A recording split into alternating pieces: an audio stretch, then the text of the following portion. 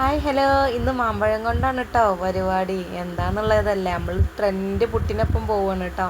അതായത് മാമ്പഴപ്പുട്ട്. നമ്മളെ ആക്ട്രസ് ദിലീപേട്ടൻ പറഞ്ഞിട്ടുണ്ടല്ലോ, ദിലീപേട്ടൻ്റെ ഫേവറേറ്റ് പുട്ട് മാമ്പഴപ്പുട്ടാണ്. അപ്പോൾ ഞാനും ഒന്ന് ട്രൈ ആക്കാമെന്ന് വിചാരിച്ചിട്ട് മാമ്പഴമൊക്കെ കൊണ്ടുവച്ച് മാമ്പഴത്തിൻ്റെ തൊലിയൊക്കെ കട്ട് ചെയ്തിട്ട് മാമ്പഴം കട്ട് ചെയ്തൊരു പാത്രത്തിലേക്ക് മാറ്റിയിട്ടാണ് ഞാനിതിൽ 2 പാത്രത്തിലാക്കി വെക്കണം. എന്താ വെച്ചാൽ ഒന്ന് നമുക്ക് അടിക്കണം, മിക്സിൻ്റെ ജാറിലിട്ട് അടിക്കണം, ഒന്ന് അതിൻ്റെ കൂടെ കഴിക്കാനുള്ളതാണ്. അപ്പോൾ ഞാനിവിടെ പുട്ടുപൊടി എടുത്തിട്ടുണ്ട്. അപ്പോൾ മാമ്പഴം അടിച്ച് വെച്ചത് ഞാൻ ഈ പുട്ടുപൊടിക്ക് ചേർക്കുകയാണ് കേട്ടോ.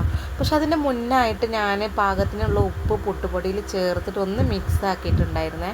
അതെല്ലാവരും ശ്രദ്ധിക്കുക. അങ്ങനെ ഞാൻ മാമ്പഴമൊക്കെ മിക്സിയിൽ നല്ല രീതിക്ക് പേസ്റ്റ് രൂപത്തിൽ അരിച്ചെടുത്തിട്ട് പുട്ടുപൊടിയുമായിട്ട് യോജിപ്പിക്കുകയാണ് കേട്ടോ. അടിപൊളി ടേസ്റ്റാണ്.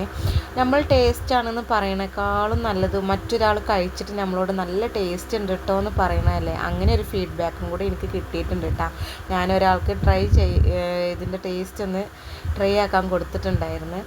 അങ്ങനെ ഞാൻ അത് കുറച്ച് നേരം റെസ്റ്റ് ചെയ്യാൻ വെച്ചതിന് ശേഷം പുട്ടുപൊടി നല്ല രീതിക്ക് മിക്സാക്കി ഞാൻ ഇവിടെ മാമ്പഴപ്പുട്ട് റെഡി ആക്കിയിട്ടുണ്ട് കേട്ടോ. അപ്പോൾ ഇതുവരെ എൻ്റെ ചാനൽ സബ്സ്ക്രൈബ് ചെയ്യാത്തവർ സബ്സ്ക്രൈബ് ചെയ്ത് സപ്പോർട്ട് ചെയ്യുക, ലൈക്ക് ചെയ്യുക, കമൻറ്റ് ചെയ്യുക, ഷെയർ ചെയ്യുക.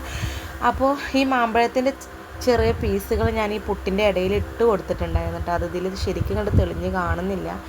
അപ്പോൾ നമുക്ക് ഈ പുട്ടൊക്കെ റെഡി ആയിട്ടുണ്ട്. അപ്പോൾ അതാ കണ്ടില്ലേ, ഇപ്പോൾ കഷ്ണങ്ങൾ ഇട്ട് കൊടുത്തിട്ടുണ്ട് കേട്ടോ, തേങ്ങേൻ്റെ അടുത്ത് തന്നെ. അപ്പോൾ നല്ല കറിയൊന്നും വേണ്ട, മാമ്പഴം തന്നെ മതി. നല്ല അടിപൊളി ബ്രേക്ക്ഫാസ്റ്റ് ആയിരുന്നു ഞങ്ങൾക്ക്. അപ്പോൾ ഇത് ട്രൈ ചെയ്ത എല്ലാവർക്കും ഇഷ്ടമായിട്ടുണ്ട് കേട്ടോ. ഞാൻ കുറച്ചധികം ഉണ്ടാക്കിയിട്ടുണ്ടായിരുന്നു, ടേസ്റ്റ് ചെയ്യാൻ എല്ലാവർക്കും കൊടുക്കാമെന്ന് വിചാരിച്ചിട്ട്. അപ്പോൾ ഇതുപോലൊന്ന് ഉണ്ടാക്കി നോക്കിയിട്ട് എല്ലാവരും ഫീഡ്ബാക്ക് അറിയിക്കുക. അടുത്തൊരു വീഡിയോ ആയിട്ട് ഞാൻ വീണ്ടും വരാം. Okay, bye.